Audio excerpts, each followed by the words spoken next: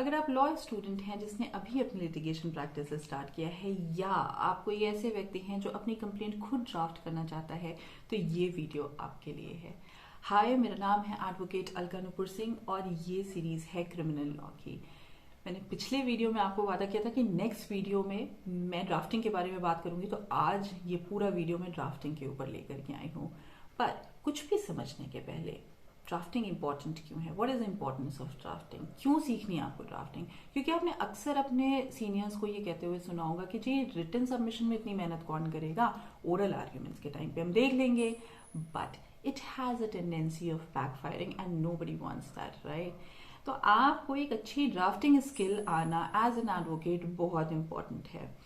दूसरी इंपॉर्टेंट चीज, सी अगर आपने ड्राफ्टिंग अच्छी करी हुई है ना, and you have this tendency of always drafting good petitions, it will make you stand out in front of bar. और अगर आप बार के सामने स्टैंड आउट होते हो तो इवेंचुअली आप बेंच के सामने स्टैंड आउट होते हैं, and you definitely want that, right? इसलिए भी आपको एक अच्छी ड्राफ्टिंग स्किल आना जरूरी है।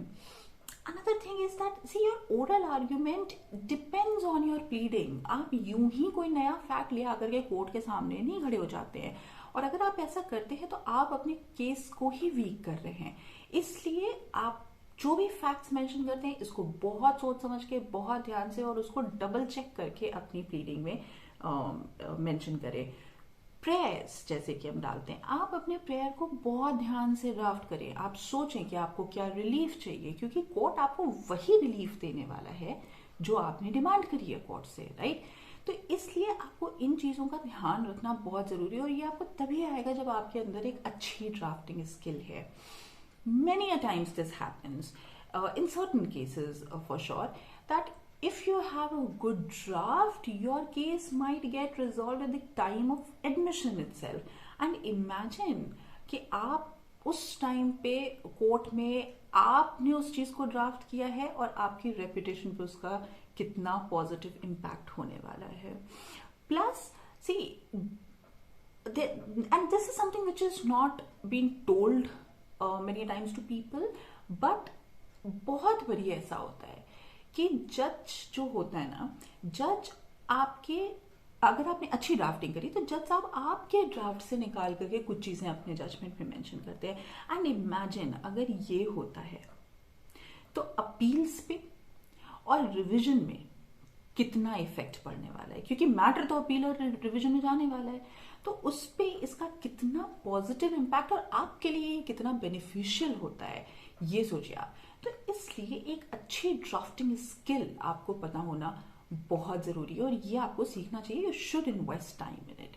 तो चलिए कुछ चीजें हम समझते हैं कि क्या चीजें हैं जो आपको अपनी ड्राफ्टिंग करने के पहले बहुत हैंडी रखना चाहिए, ठीक है? तो पहली इंपॉर्टेंट चीज, कंप्लेनेंट की डिटेल, डिफेंडेंट की डिटेल।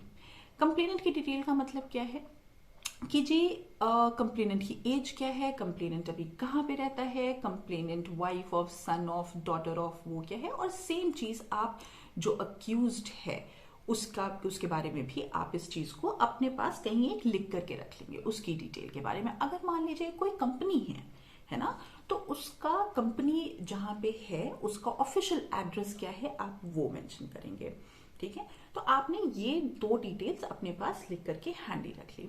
दूसरी चीज, आप अपना जो भी इवेंट हुआ है उस इवेंट की डेट्स और टाइम उस चीज को आप अपने पास एकदम हैंडी रखें, और उसके सामने ये मेंशन कर दें कि इस डेट को इतने बजे ये चीज हुई, इस डेट को इतने बजे ये चीज हुई। अब ये इंपॉर्टेंट क्यों है ये मैं आपको आगे वीडियो में बताने वाली हूँ।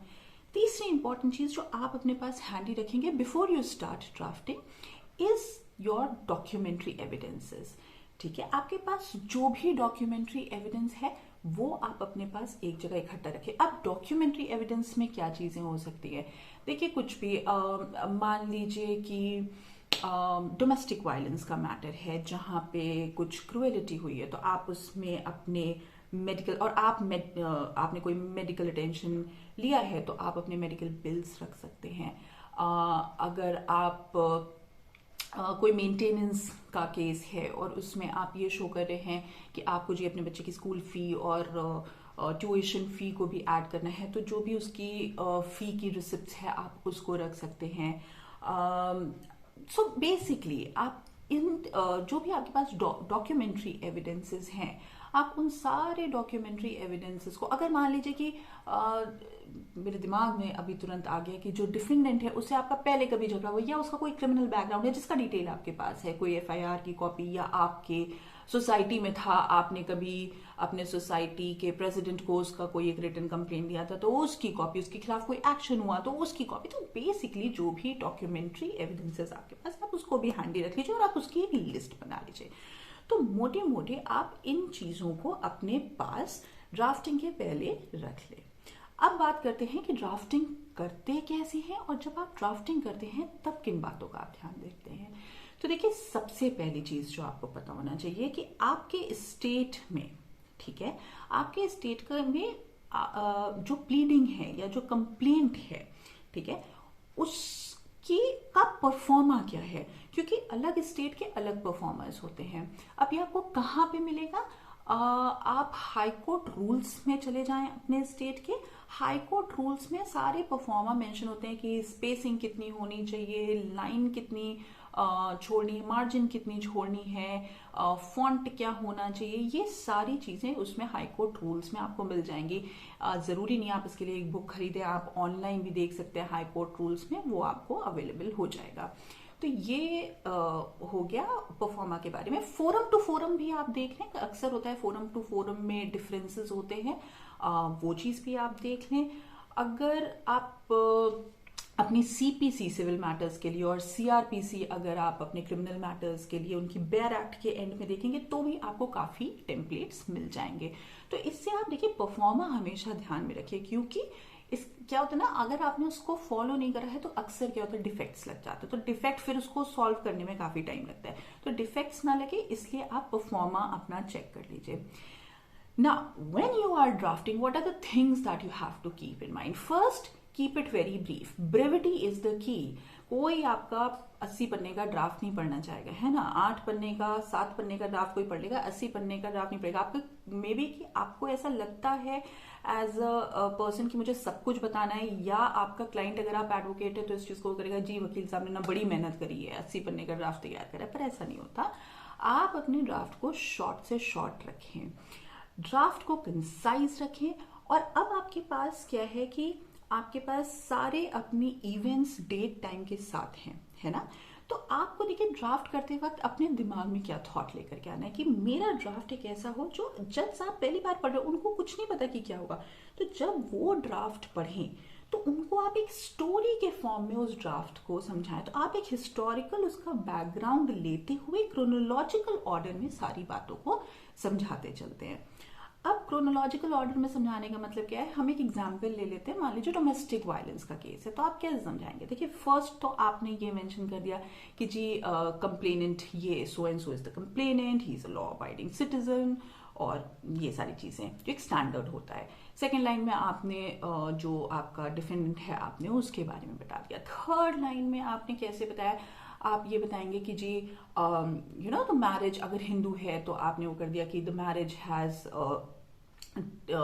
हैपेंड हिंदू राइट्स के हिसाब से, हिंदू वैदिक राइट्स के हिसाब से, और इस डेट को यहाँ पे इस जगह पे हुई थी। और जो मैंने आपसे बात करा था कि आप डॉक्यूमेंट्री एविडेंस रखें, इसको आप एनेक्स्चर्स में लगाते चलते हैं। तो अब शादी हुई है तो आप एनेक्स्चर में शादी का सर्टिफिकेट लगा सकते हैं, या अगर आपके पास मैरिज सर्टिफिकेट नहीं है तो आप उस अपनी शादी का कार्ड लगा सकते हैं। तो ऐसे करके आप क्रोनोलॉजिकल ऑर्डर में इसको मेंशन करते हैं कि जी फिर उसके बाद कुछ दिन सब कुछ ठीक रहा, फिर फर्स्ट इंस्टेंस ये हुआ, सेकंड इंस्टेंस ये हुआ, और इसको आप एकदम इंपॉर्टेंट चीज, बहुत इंपॉर्टेंट चीज कि इन चीजों को आप वेग या ब्रॉड कॉनोटेशन में ना रखें, है ना। आप जब अपनी ड्राफ्टिंग करें तो आप ब्रीफ रखें, कंसाइज रखें, क्रोनोलॉजिकल ऑर्डर में दें, और आप जितना ज्यादा प्रिसाइज हो सकते हो उतना प्रिसाइज हो।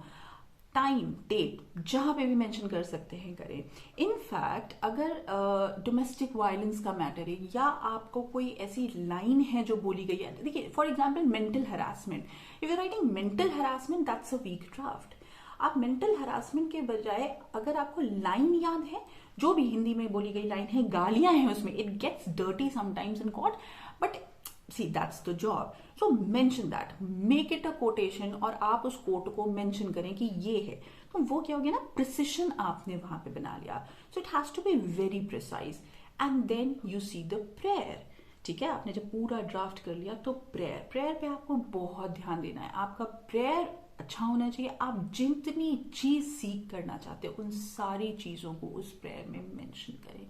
तो इन बातों का अगर आप ध्यान रखते हैं तो आप एक बहुत अच्छा ड्राफ्ट करेंगे.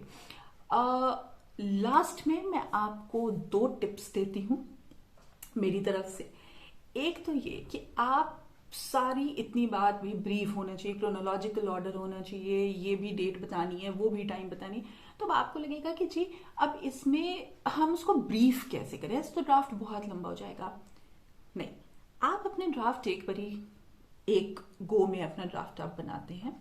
Let it go, just let it flow. आपको जो भी समझ में आ रहा है आपने सारा लिख दिया. And once you are done with that draft, आप जब उसकी सेकेंड रीडिंग करते हैं तो आप हर लाइन पे अपने आप से ये सवाल पूछें कि जी ये लाइन इंपॉर्टेंट क्यों है, क्या ये लाइन मेरे केस को कुछ पॉजिटिव इम्पैक्ट दे रही है. अगर नहीं दे रही है, उसका कोई इफेक्ट आपके केस पे नहीं हो रहा, remove. Keep on removing, keep on removing. Second, and you will see, आप जब इसको रिमूव करते जाएंगे तो आप देखेंगे कि आप 20 पन्ने का आपने ड्राफ्ट बनाया था वो 6 पन्ने में कंसाइज हो जाएगा, है ना.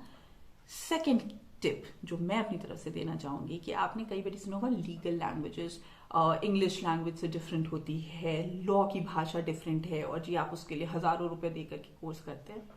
कुछ ना करें, आप सिंपल जजमेंट पढ़ना शुरू करें. आज से आप उठाएं और आप जजमेंट पढ़ें. Judgment is the best way to teach you a good legal language. इससे 2 चीजें होंगी. एक तो आपको जजमेंट्स पता चलेंगे, आपको साइटेशंस पता चलेंगे, आप सेक्शंस के साथ फेमिलियर होंगे, और आपको लीगल लैंग्वेज खुद ब खुद आ जाएगी. तो ये मेरे 2 टिप थे. अगर आपको ये वीडियो अच्छा लगा हो तो प्लीज इस वीडियो को लाइक करें, मेरे चैनल को सब्सक्राइब करें, so that I also get the motivation to come up with better videos. अगर कुछ भी आपको क्वेश्चन है तो प्लीज कमेंट बॉक्स में उसे मेंशन करें, मैं कोशिश करूंगी उसको एड्रेस करने की. My Instagram ID, my LinkedIn ID is available in the description box. Look into it and come and join me personally to have a conversation.